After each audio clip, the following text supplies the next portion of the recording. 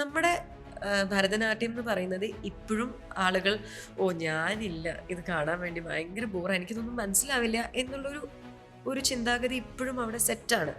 അത് പിന്നെ ഈ പറയുന്ന ഫിലിം സ്റ്റാർസ് ഒക്കെ വന്ന് കളിക്കുമ്പോൾ അവരെ കാണാൻ വേണ്ടി പോകുന്നതാണ്, അല്ലാണ്ട് ഭരതനാട്യം കാണാൻ ഭരതനാട്യത്തിന്റെ ഫാൻസ് അല്ല, ഫിലിം സ്റ്റാറിന്റെ ഫാനാണ്.